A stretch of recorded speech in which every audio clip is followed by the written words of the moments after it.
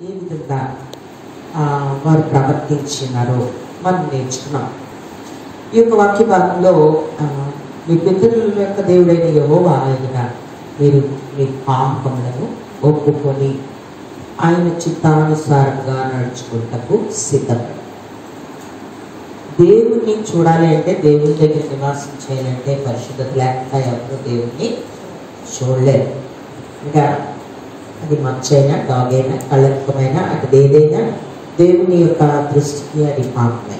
కనుక అందుకే దేవుని వాక్యంలో రాయబడింది, ఆయన చిత్తానుసారంగా నడుచుకోవటానికి సిద్ధపడాలి. పాపం ఒప్పుకొని ఆయన చిత్తానుసారంగా నడుచుకుంటూ ఒప్పుకోండి. ఇక్కడ ఈ లేఖన భాగాన్ని జాగ్రత్తగా ఆలోచన చేస్తే, మన పితరులు కానీ లేకపోతే తండ్రులు కానీ దేవుని యొక్క వారు దేవుని చిత్తాన్ని నెరవేర్చడానికి ఒప్పుకున్నారు. కానీ చాలా మార్లు, ప్రాముఖ్యంగా ఇశ్రాయేలీయులు అనేకమైన మార్లు అనేకమైన ప్రాంతాల్లో వారు ఆయా జనుల మధ్య నివాసం చేయనప్పుడు దేవునికి ఇచ్చినటువంటి నిబంధనలు తగ్గిపోయారు. అయితే వారు చేసినవన్నీ హృదయపూర్వకంగా ఒప్పుకున్నారు. ఒక మాట నేర్చుకున్నాం, దేవుని ఎదుట నిజమైనటువంటి ఆ యొక్క పశ్చాత్తాపము హృదయంలో ఏం కలుగుతుందట, ఏం కలిగిస్తుందండి? దుఃఖము కలిగిస్తుంది అన్న సంగతి మనం నేర్చుకున్నాం. నిజమైన పశ్చాత్తాపం దుఃఖమును కలుగజేస్తుంది, ఏడుపు వస్తుంది. దేవుని దగ్గర మన బ్రతుకుని మనం చూసినప్పుడు మనకి అసఖ్య వేస్తుంది. నేను ఎలా ప్రవర్తిస్తున్నాను, నా మాట తీరా ఎలా ఉంది, నా యొక్క శాస్త్రులు ఏ విధంగా ఉన్నాయి, దేవుడు పరిశుద్ధుడైనటువంటి దేవుని ఎదుట మన పరిస్థితులు ఆ విధంగా ఉన్నప్పుడు మనకి దుఃఖము కలుగుతుంది అంటున్నాడు. అయితే ఈ దుఃఖము మాటలతో కూడినది కాదు. ఏదో చాలా మార్లు బయట ఏడుపులు చాలా మంది ఏడుస్తూ ఉంటారు. సో అలాంటి ఏడుపు కాదు, ఎందుకంటే హృదయాంతరంగంలో దేవుడు ఎదిగినటువంటి వాడు.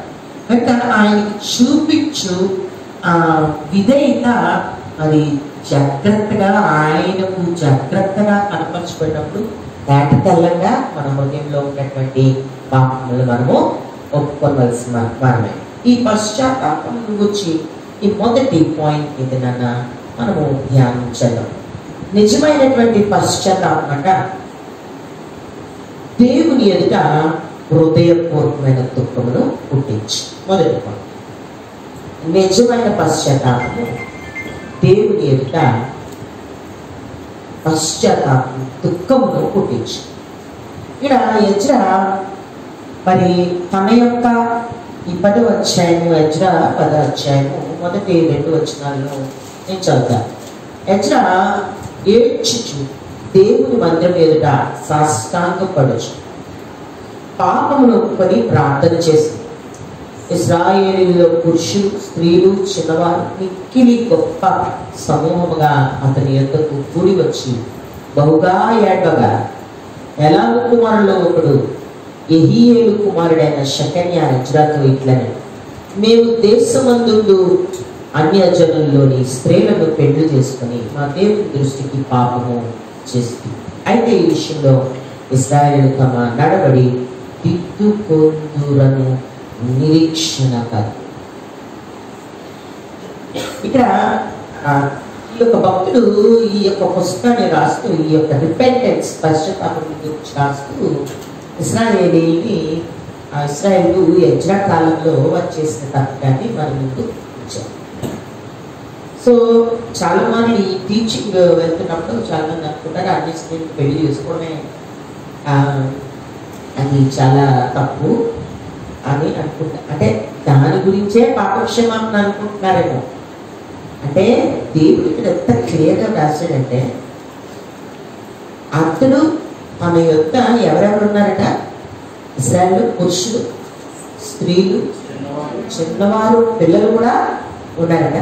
మిక్కిలి గొప్ప సమూహం అంటే మొత్తము ఆ యొక్క ప్రజలందరూ కూడి వచ్చి దేవుని ఎదుట బహుగా దుఃఖపడచ్చు, అంగలార్చు, ఏడుస్తున్నారు వారు చేసినటువంటి పాపాన్ని బట్టి.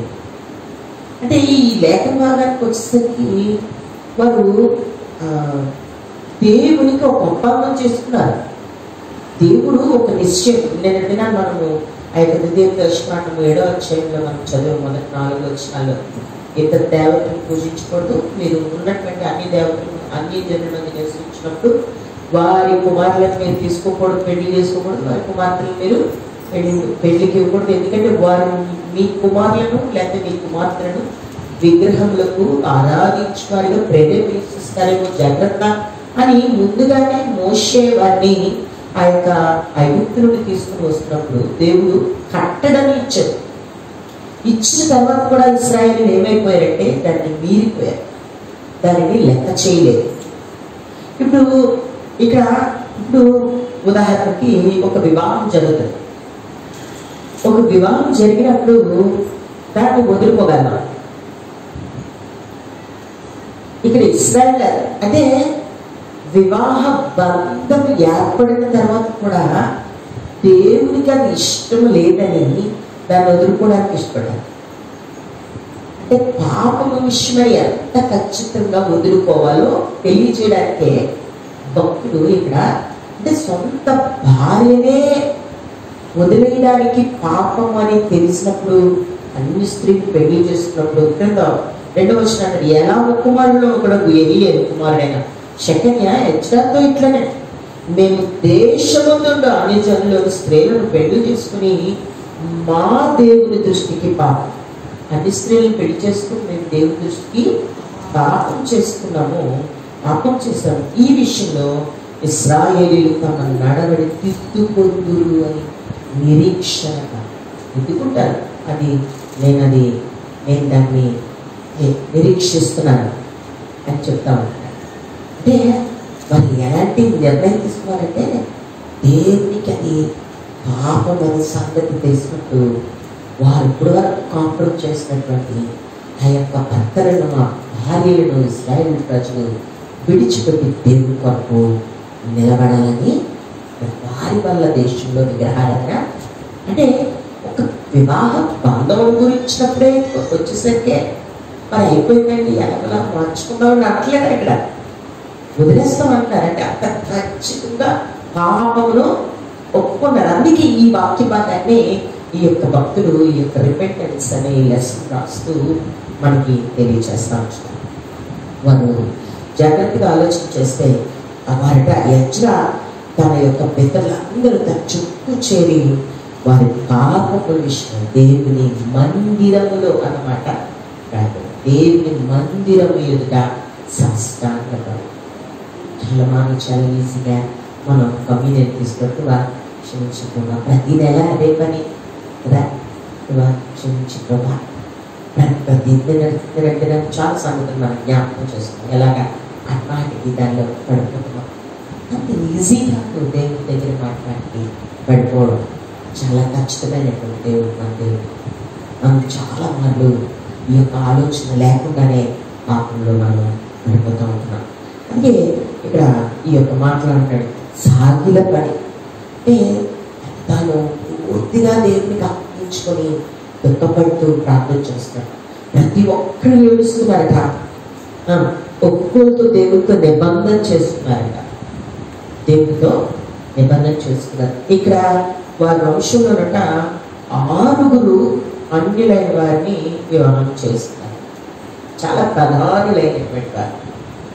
చూడండి 10వ అధ్యాయం 11వ వచనం. ఇందాక మనం చదువుతున్నాం.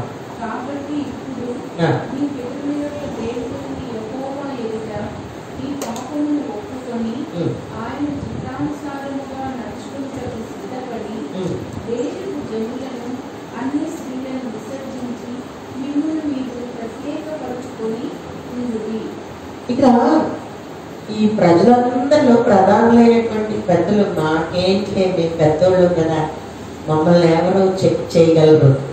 చూసారా, చాలా మార్లు మనం కూడా మనల్ని ఎవరు చెక్ చేస్తారు, పిల్లలు చెక్ చేసేస్తాం. మన దగ్గరికి వచ్చేసరికి మనల్ని ఎవరు చెక్ చేయరు అన్నటువంటి ధీమా.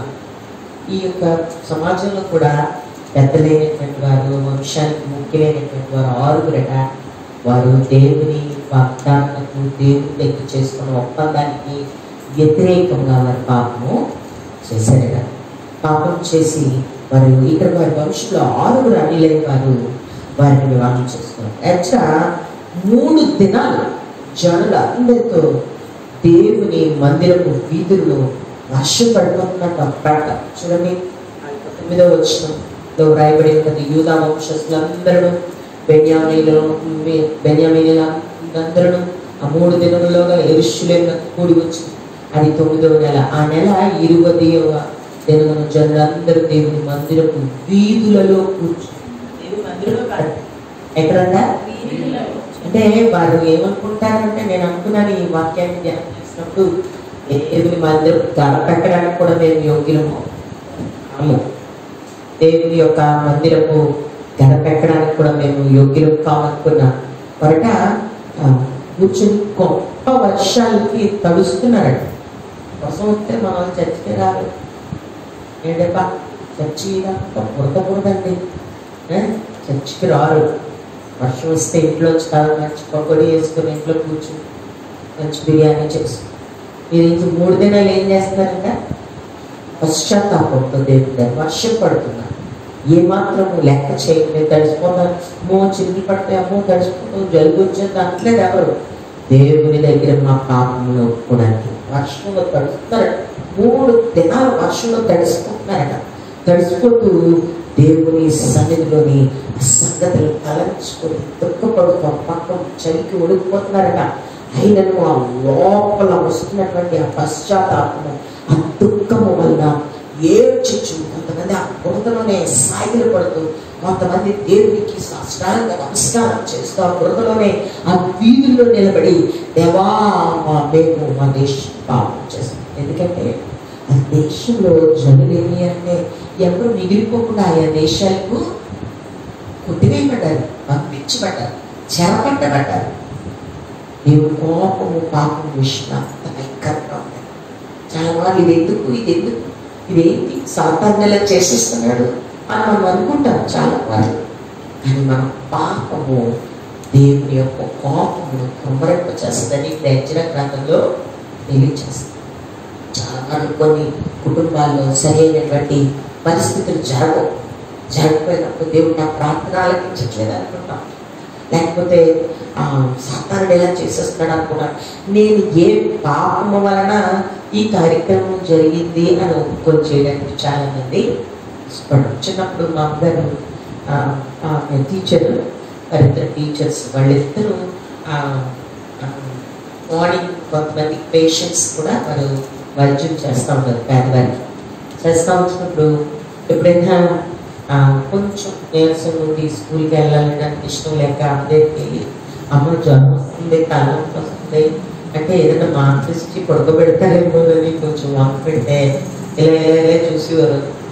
బయట చదివావా, ప్రార్థన చేసావా అని అంటే జ్వరం కదా చేయలేదు అని అంటే మనం ఒకట్లాంటి వెళ్ళి బైబిల్ చదివి ప్రార్థన చేసుకో, జ్వరం తగ్గిపోతే స్కూల్కి బయలుదేరాలి అంటే ఒక్కొక్కసారి ఆ చిన్నప్పుడు అబ్బాయి ఎంత మూర్ఖంగా ప్రవర్తిస్తున్నారని అనిపించేది. కానీ ఈ దినాల్లో ఆలోచన చేస్తే ఖచ్చితమైన దేవుని యొక్క ప్రణాళికలో వారు మమ్మల్ని పెంచి పోషించారు. హల్లెలూయా, హల్లెలూయా.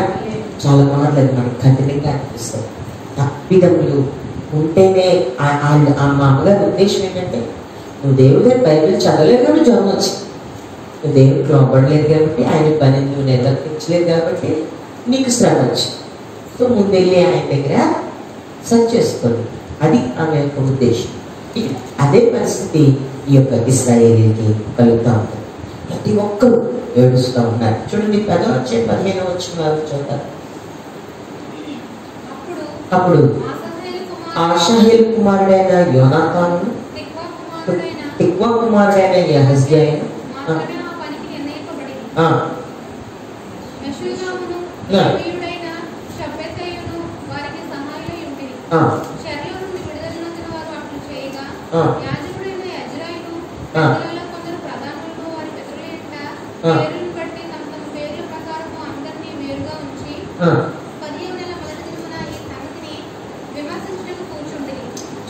ఒకరికొకరు విమర్శించుకున్నాడు. నువ్వు తప్పు చేసావంటే మనం తప్పు చేసిన ఒప్పుకోం, వీళ్ళు నీ వలన ఈ పరిస్థితి వచ్చింది, నీ వలన ఈ పరిస్థితి వచ్చింది. అంటే దేవుడు ఈ పాత నిబంధన గ్రంథంలో పశ్చాత్తాపం గురించి మాట్లాడుతూ ఉంటాడు. అంటే వారి పశ్చాత్తాపం ఎంత కఠినంగా ఉందో ఈ దినాన్ని మొత్తం చాలా క్లియర్గా దేవుడు మాట్లాడుతూ ఉంటాడు. వారు ఒకరికొకరికి ఇదిగో పలానా నీ కుమారుడు ఈ విధంగా చేశాడు, అందువలన మన జన్మల్లో ఈ శ్రమ వచ్చింది, మన కుటుంబాల్లో ఈ శ్రమ వచ్చింది అని ఒకరికొకరు విమర్శ చేస్తున్నారు. అందుకే మనము ప్రభుత్వాలు తీసుకున్నప్పుడు పరీక్షించుకొని అన్నమాట పలుకుతాం. మనం ఏం చేసుకోవాలి, పశ్చాత్తాపడడానికి మనం ఎక్కడైనా బలహీనంగా ఉన్నామా, ఎక్కడైనా మన మాట వల్ల, మన ఆలోచన వల్ల, మన నడక వల్ల, మన చూపు వల్ల, మన యొక్క క్రియల వలన, మన ప్రవర్తన వలన ఎక్కడైనా దేవునికి మరి అపవిత్రంగా ఉన్నామేమో పరీక్షించుకోవాలి. చాలా వారు ఏమవుతుందంటే బాప్తీసం తీసుకుని మొదలుకొని ప్రతి కమ్యూనియన్ పరీక్షించుకోవడం, క్లీన్ చేసుకోవడం, పరీక్షించుకోవడం, క్లీన్ చేసుకోవడం. దేవుడు అది ఇష్టపడలేదు. పశ్చాత్తాపము దుఃఖముతో కూడి అది ఇక మీదట అది ఏం చేయడం, ఆ పాపము విడిచిపెట్టడం. హల్లెలూయా, హల్లెలూయా.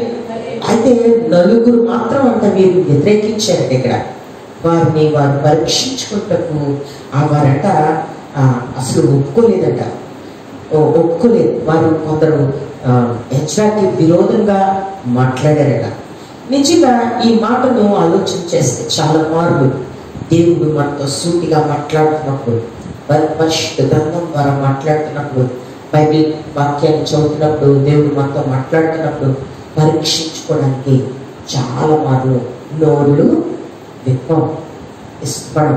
చాలా మార్లు కొంతమంది ఎవరు నాతో మాట్లాడతారు, ఇవన్నీ వదిలేస్తే అప్పుడే ఏంటండి అప్పటి కాలం కదా, మీరు బాగా ఎంజాయ్ చేస్తారు, మరి మేము ఎంజాయ్ చేయదా? మీరు పాపంలో ఉండడం ఎంజాయ్ చేయడమా?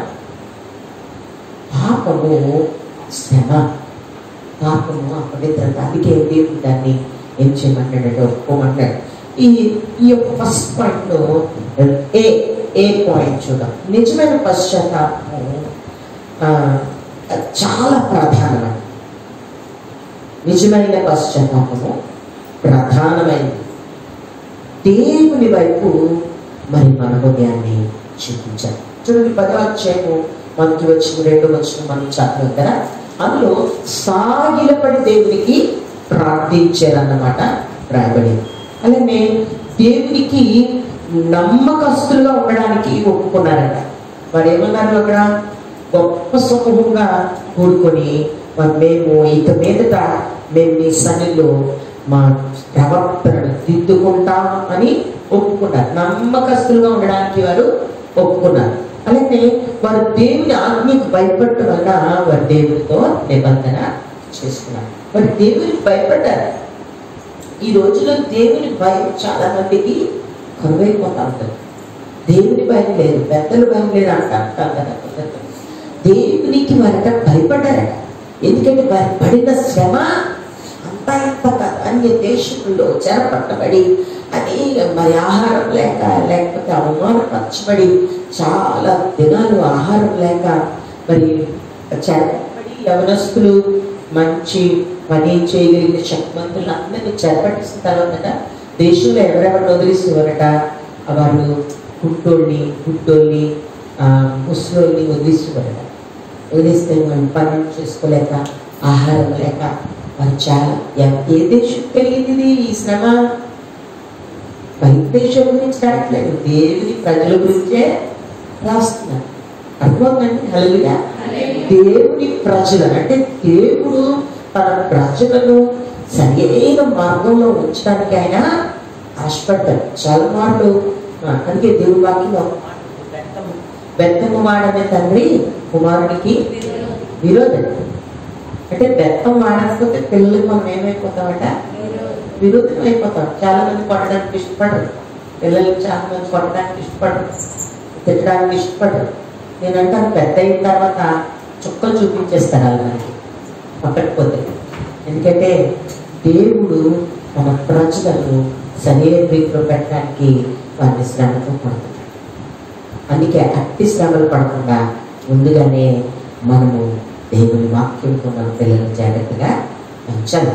ఇక్కడ వాళ్ళు ఏం చేస్తారంటే భయపడ్డారట, దేవునికి భయపడ్డారు. దేవునికి భయపడి ఆయన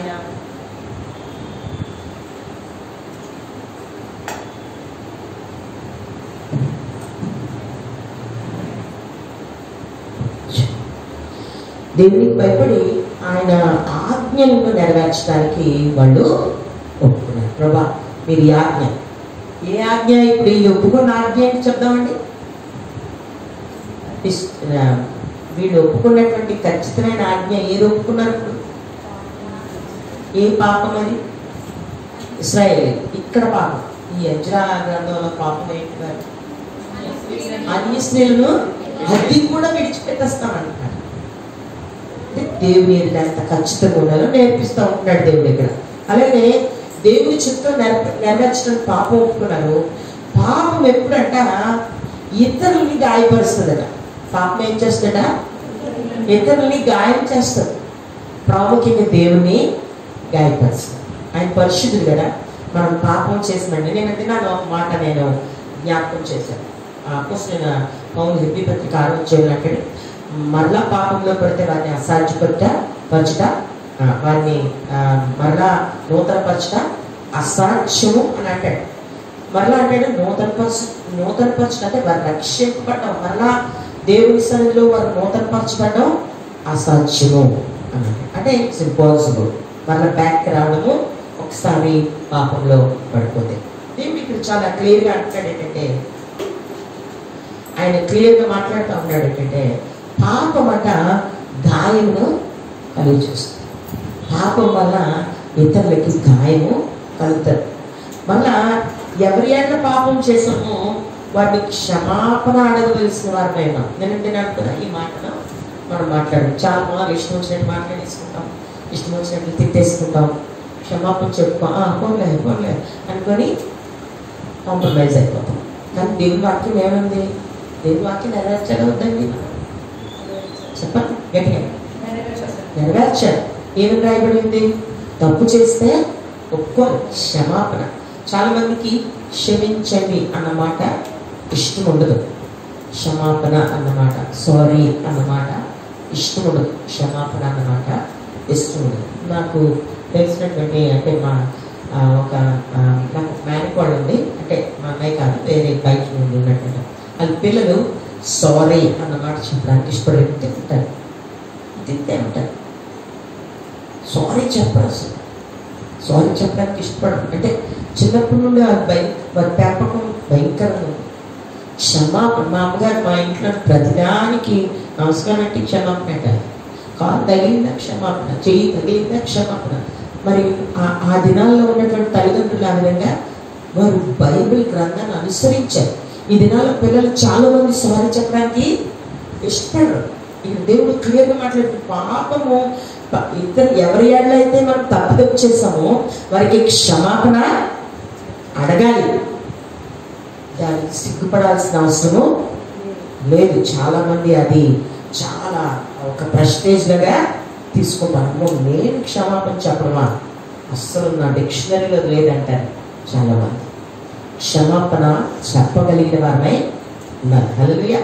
ఉదాహరణకి మరి 2వ సమూయేలు గ్రంథము 12వ అధ్యాయం 13వ వచనం. 2వ సమూయేలు గ్రంథము 12వ అధ్యాయం 13వ వచనం.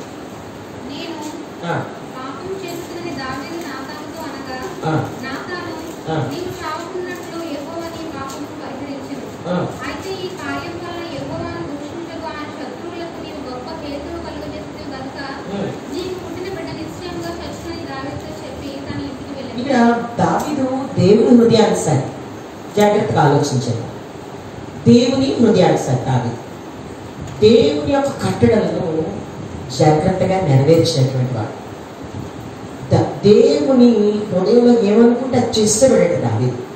బాల్య దినముల నుండే దేవుడు అతన్ని ఎన్నుకున్నప్పుడు దేవుని ఆత్మ అతని మీద ఉండేది. సో దేవుని కొరకు శూర కార్యాలు చేశాడు, సాహస కార్యాలు చేసినటువంటి వ్యక్తి దావీదు.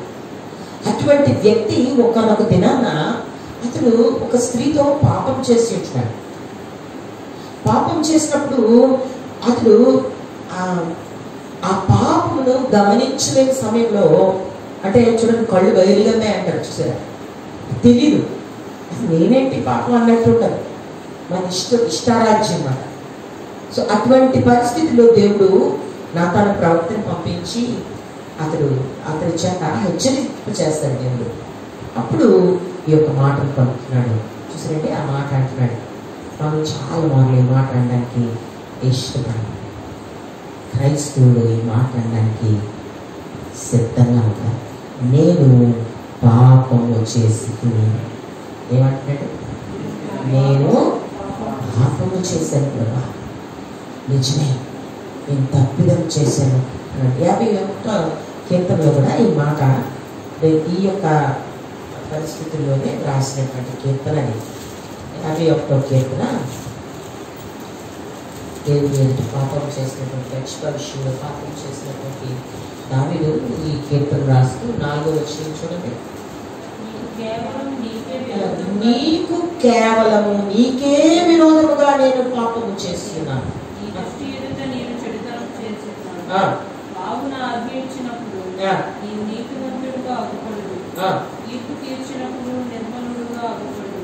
చాలు, ఇక్కడ చూసాను, నీకే విరోధముగా పాపము చేస్తున్నాను. అంటే చాలా మార్లు మనం అనుకుంటాము పాపము. ఇప్పుడు చూడండి, ఉదాహరణకి ఒక వ్యక్తి తన భర్త ఎడలో, తన భార్య ఎడలో, తన అన్నదమ్ములలో చాలా మరి అన్యాయం చేశారు. ఆస్తి విషయంలోనో, లేకపోతే కుటుంబం విషయంలో, డబ్బు విషయంలో చేస్తే అది హృదయానికి బాగా ఉంటుంది. అది మనం అనుకుంటాం ఆ మనిషి విషయంలో ఎంత పాపం చేశాడు అని అనుకుంటాం. కానీ మొదటిగా అతని విషయంలో పాపం కాదు. ఎవరి విషయంలో పాపం చేసినట్టు? దేవుని విషయంలో పాపం చేసినట్టు. అది మనకు అర్థమైందండి. ఒకరు పాపం చేశారంటే, ఒకరు తప్పిదం చేశారంటే, ఒకరు వ్యర్థమైన త్రోవలో ఉన్నారంటే, వ్యర్థమైన మార్గాల్లో ఉన్నారంటే, అది మొదట బహుశా ఒకసారి నువ్వు ఇతరుని కించపరచడానికి ఆ తప్పు చేయొచ్చు. కానీ మొదటిగా ఆ పాపము గాయపరిచింది ఎవరిని? దేవుని ఎదుట నువ్వు. అందుకే ఇక్కడ దావీదు ఒప్పుకుంటూ అంటున్నాడు, నీకే కేవలం. చెప్పాలంటే దావీదు పాపం చేసి ఏం చేశాడు? ఆమెను భారీగా చేసుకోవడానికి ఇష్టపడ్డాడు. పెండ్లైపోయిన వ్యక్తిని భారీగా చేసుకోవడానికి ఇష్టపడి, చాలా అందంగా ఉన్నది, తన భర్తని మరి సైన్యంలో ముందు లైన్లో నిలబెట్టి చంపించాడు. ఊరియాని చంపించినప్పుడు అది భయంకరమైనటువంటి పాపం కదండి. ఆమె విషయంలో పాపం, అతని విషయంలో పాపం. కానీ మొదటిగా ఇతను ఒప్పుకుంటున్నాడు ఏంటంటే, నీకే కేవలము విరోధముగా నేను పాపము. అంటే ఏ పాపమైనా మొదట విరోధముగా ఎవరికి చేసినట్లు? అది మాటైనా, అది కోపమైనా, అది వ్యభిచారమైనా, అది అన్యాయమైనా, అది ద్రోహమైనా, అది ఏదైనా మొదటగా ఎవరికి విరోధముగా మనము పాపం చేసినట్లండి? దేవునికి ఎదుట మనము. అందుకే అన్నాడట, నీకే కేవలము అంటాడు. బత్షెబని ఇక్కడ మర్చిపోయాడు, ఊరియా మర్చిపోయాడు, అన్నాడు కేవలము నీకే విరోధముగా పాపం చేస్తున్నాను, నీ దృష్టికి నేను చెడుతనము చేస్తున్నాను. కావున ఆజ్ఞ ఇచ్చినప్పుడు, ప్రభా నీ ఆజ్ఞ చదువుతున్నప్పుడు, నీ మాటలు చదువుతున్నప్పుడు నీవు నీతిమంతుడిగా కనబడతావు. ఎందుకంటే ఒక్క పాపమైన నీలో లేదు. నీవు తీర్పు తీర్చినప్పుడు నిర్మలుడుగా నీలో ఒక్క మచ్చ, ఒక్క డాగు కూడా కనబడదు ప్రభా. సిగ్గేస్తుంది ప్రభా అంటాడు. లిటరల్గా అతను పలుకుతున్న మాట ప్రభా, నీ ఎదుట నాకు సిగ్గేస్తుంది నా మరణాన్ని బట్టి. అందుకే ఇశ్రాయేలు అంతా సిగ్గుపడుతూ యెజ్రా గ్రంథంలో వారు సాగిలపడి ఒప్పుకున్నారు. పాపం చేసినందుకు సిగ్గుపడాలి. చాలా మంది అదేం పాపం అని, విచారమా ఏమైంది సిగ్గుపడడానికి అంటే, పాపము. ఉదాహరణకి పిల్లు దొంగలాడేది అనుకోండి, అది పాప దొంగతనమా కాదా? ₹1,00,00,000 దొంగలాడితే ఇది దొంగతనమే. అది దొంగతనం. ఆజ్ఞ అతిక్రమించడం కూడా పాపమే. దేవుడిచ్చిన ఆజ్ఞను అతిక్రమించడము పాపమే. అబద్ధమాడటం పాపమే. వ్యభిచారము పాపమే. ఇవన్నీ పాపాలే. దానికొక కొలత దీనికొక కొలత ఉండదు. కనుక ప్రతిదీ సమానంగా తీయబడతారు. అతి జాగ్రత్తగా మనము గమనించాలి. ఆ యొక్క మాట, నీ ఎదుట పాపం చేస్తున్నానని. నెక్స్ట్ ఊరియా అతడు పాపం చేస్తున్నాడు. కానీ దానికంటే ఎక్కువగా ఇక్కడ మాట్లాడుతున్నట్టు ఏంటంటే దేవుని ఎదుట, ప్రాముఖ్యంగా దేవుని ఎదుట పాపం చేసినటువంటి ఒక విశ్వాసి పాపం చేసినప్పుడు దేవుని ఎదుట చూడండి ఒకసారి 2వ సమూయేలు గ్రంథమే 2వ సమూయేలు గ్రంథము 12వ వచనం.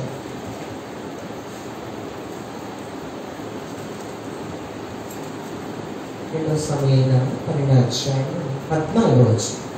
అయితే ఈ కార్యం వల్ల యెహోవాను దూషించుటకు ఆయన శత్రువులకు నీవు గొప్ప హేతువు కలుగజేసిన కనుక నీకు పుట్టిన బిడ్డ నిశ్చయంగా చచ్చునని దావీదుతో చెప్పి. చూడండి, ఇక్కడ పాపం వలన ఏమవుతుందంటే ఆ యొక్క శత్రువులకు ఆయనను నిందించడం. అంటే నువ్వు పాపం చేయడం వల్ల ఏం క్రైస్తవుడండి, ఏం క్రైస్తవుడు లాంఛం పుచ్చుకుంటాడు, ఏం క్రైస్తవుడండి ఇలా అబద్ధాలు అంటారు. ఎన్ని మార్లు ఈ మాటలు మనకు ప్రజల మధ్య ఎవరికి వచ్చిందా నిన్న అంటే మనగా మీ శత్రువు అంటే అపవాది ప్రాముఖ్యంగా ఎవరి మీద ఆ మాటలు పలికింపు చేస్తుంది అంటే మన పాపము ఎవరికి అవమానం కలుగు చేస్తుంది.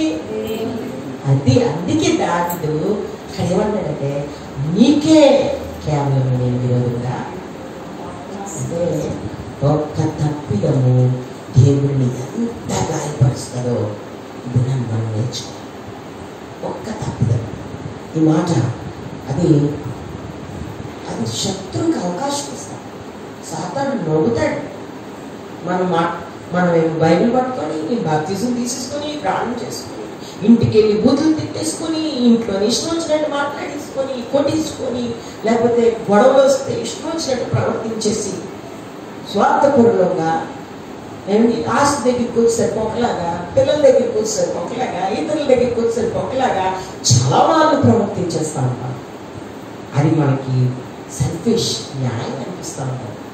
కానీ అది ఎవరిని గాయపరుస్తుందండి? హల్లెలూయా హల్లెలూయా. ఈ సంగతిని జాగ్రత్తగా మనం B2 ఆ యొక్క ఫస్ట్ దీంట్లో నిజమైన పశ్చాత్తాపము దేవుని ఎదుట ఉదయం దుఃఖం కలిగించిన దాంట్లో 2వ పాయింట్ నిజమైన పశ్చాత్తాపము మన పాపం విషయంలో లేకపోతే లోతైన తప్పిదం వలె అంటే మన పాపమును చూసినప్పుడు లోతైన తప్పిదం వలె మనకి కనబడదు. అంటే అది చాలా అగాధం తప్పిదాలన్నీ కలిపి ఒక పెద్ద లోయలాగా ఉన్నట్లు మనకి కనబడతా ఉంటుంది అన్నమాట. నిజమైనటువంటి పశ్చాత్తాపం ఆ యొక్క రియల్ రిపెంటెన్స్ మనకి దేన్ని గుర్తు చేస్తాడు? బాబోయ్ నేనేంటి ఇంత భూమిలో ఉన్నాను, ఇంత అపవిత్రతలో ఉన్నాను నేను. చూడండి ఉదాహరణకి అపోస్తలుడైన పౌలు మాట చెప్తాడు 2వ కొరింథీ పత్రికలో. మనం పాత నిబంధన చూస్తున్నాం కదా, కొత్త నిబంధనలో ఈ నిజమైన పశ్చాత్తాపం గురించి రాయడం 2వ కొరింథీ పత్రిక 7వ అధ్యాయము 10వ వచనం. దైవ చిత్తానుసారమైన దుఃఖము రక్షణార్థమైన మారు మనసును కలుగజేయును. ఈ మారు మనసు దుఃఖమును పుట్టించదు.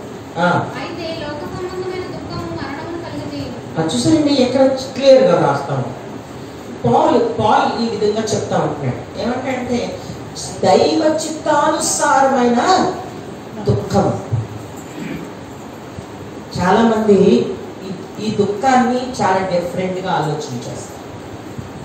దేవుని ఎదుట పశ్చాత్తాపం పడినప్పుడు హృదయంలో దుఃఖము కలిగినట్టే అది దైవ చిత్తానుసారమైన దుఃఖం. హల్లెలూయా హల్లెలూయా.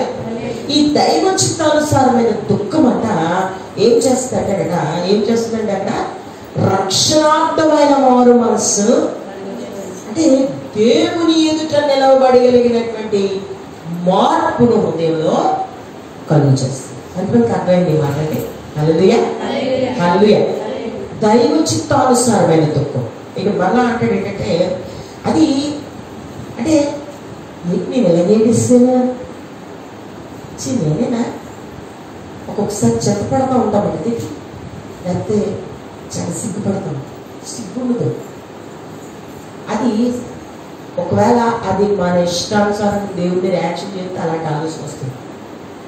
అదే దేవుని ఎదుట పరిపూర్ణమైన హృదయంతో పశ్చాత్తాపడితే సిగ్గుపడ. ఇక్కడ ఇశ్రాయేలీయులు ఆ ఎజ్రా వారందరూ చిన్నపిల్లలు, స్త్రీలు, పురుషులు ఎక్కడ నిల్చున్నారట? తడిసిపోతున్నారు వర్షంలోని అని అనుంటారేమో చుట్టుపక్కల.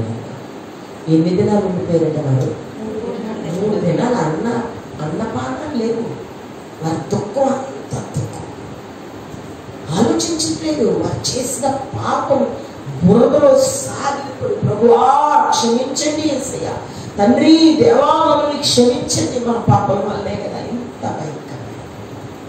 చాలా మంది నేను చూశాను దుఃఖపడినప్పుడు గుండు తాపటి, కొంతమంది గుడ్డు, కొంతమంది గుండు బాగు, కొంతమంది రోజులు ఏడుస్తారు వారు చేసిన పాపం. ఈ దినాల్లోని క్రైస్తవత్వం ఏమైపోయిందంటే రావడం, యేసు ప్రభు గురించి తెలుసుకోవడం, దేవునికి స్తోత్రం, 3 నెలలు చర్చకు వచ్చేస్తే అయిపోయింది, రాక్షసుగా బాప్తిసం తీసుకొని బైబిల్ సంఘంలో పెద్ద. దేవుని యొక్క వాక్యము మనం లోతైన మర్మాలను జ్ఞాపకం చేసుకొని ఆలోచించాలి. దైవ చిత్తానుసారమైన పశ్చాత్తాపము ఏం చేస్తుందా? రక్షణాత్మకమైన మారు మనస్సు. ఈ మారు మనస్సు దుఃఖము పుట్టించదు అంటాడు. మరలా ఏ దుఃఖం అంటే శరీరానుసారమైన దుఃఖము పుట్టించదు. అంటే నేను ఇలాగా అన్న ఆలోచన రానివ్వదు, నిన్ను కించపరచుకోనివ్వదు, నిన్ను తక్కువ చేస్తుంది. ఆ రిగ్రెట్ ఉండదు, మనకి దాని గురించి బాధ ఉండదు. ఇంకొక మాట ఏంటంటే అక్కడ చూడండి, అయితే లోక సంబంధమైన దుఃఖము మరణమును కలిగించి. లోక సంబంధమైన, ఇక్కడ దేవుడు చాలా క్లియర్గా మాట్లాడుతున్నాడు. దేవుని సంబంధమైనటువంటి దుఃఖము అదేం చేస్తుంది? దేవుని యొక్క మారు మనసును కలిగించేస్తుంది. అంటే ఇక్కడ ఎజ్రా ఏమంటాడంటే చుట్టూ చేరిన వారు దేవుని విషయంలో వారు అవిశ్వాసము కలిగిన వారే ఉన్నారని ఎరిగి దేవుని కోపం మీద వారు రగులుకుందని ఎరిగి దుఃఖంతో వారు ఏం చేస్తున్నారండి? ఏడుస్తున్నారు. దేవుని కోపం వారి మీద రగులుకున్నదాని సంగతిని వారు గ్రహించి ఒకసారి వాక్యం చదివి ముగించేద్దాం. 9వ అధ్యాయం ఎజ్రా గ్రంథము 4వ వచనం. చెరపట్టబడిన వారి అపరాధం చూసి ఇశ్రాయేలు దేవుని మాటకు భయపడిన వారందరూ నా యొద్దకు నేను విభ్రాంతి పడి సాయంత్రపు అర్పణ వేళ వరకు చూపించింది. సాయంత్రపు అర్పణ వేళను శ్రమ తీరగా నేను లేచి నా వస్త్రమును పై దుప్పటిని చింపుకొని మోకాళ్ళ మీద పడి నా దేవుడైన యెహోవా తట్టు చేతులెత్తి నా దేవా నా దేవా నా ముఖము నీ వైపు పురుషకు సిగ్గుపడి కిన్నడలా ఉన్నాను. మా దోషములు మా పితరులకు పైగా మా తలలకు పైగా నాకన్నా మించిపోయి అంటున్నాడు. సిగ్గుపడుతున్నాను అంటున్నాడు. అక్కడ జనాలందరూ అతను దేవుని సన్నిధిలో ఎజ్రా ఏడుస్తుంటే వారు కూడా ఏడుచుకొని వచ్చింది. వచ్చి ఆశ్చర్యం వేసిందంట ఎజ్రా, ఇంతమంది దేవుని సన్నిధిలో పశ్చాత్తాపము పడుతున్నారా అనుకున్నాడట.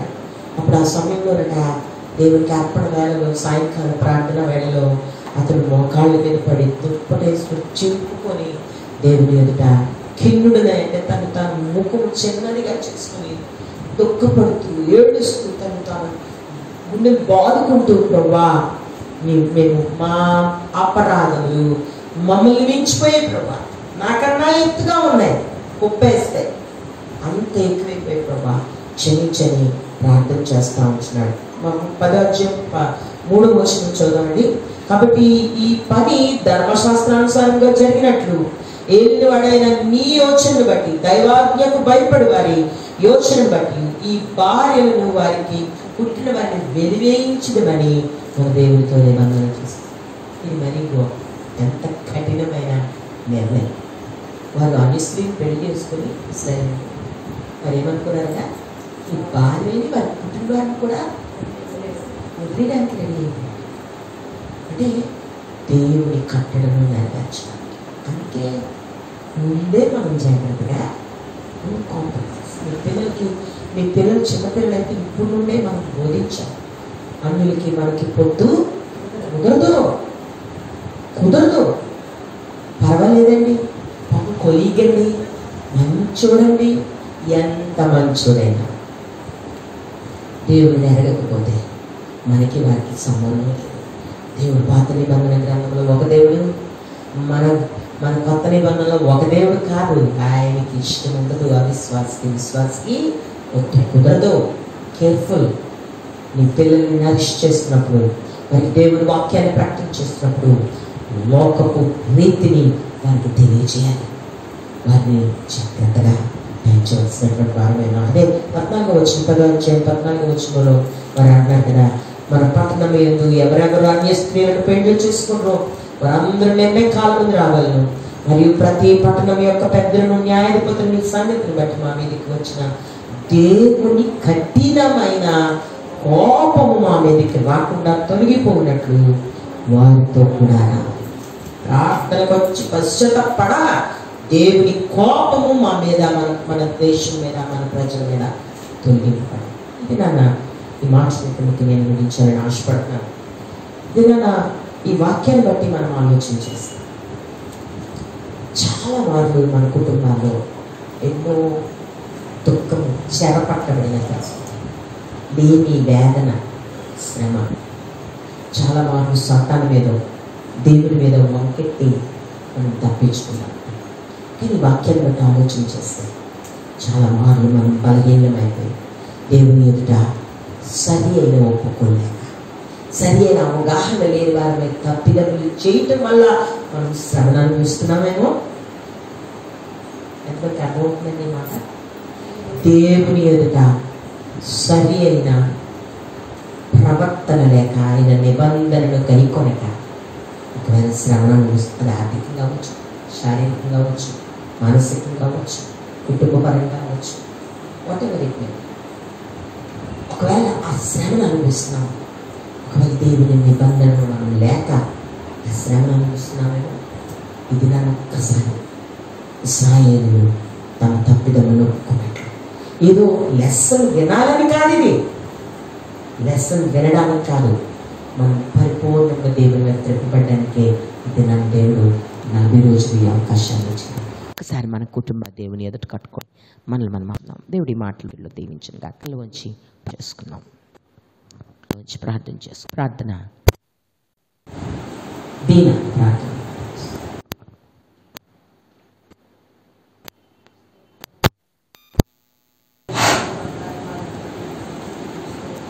చెల్లించుకుంటా చెల్లించుకుంటా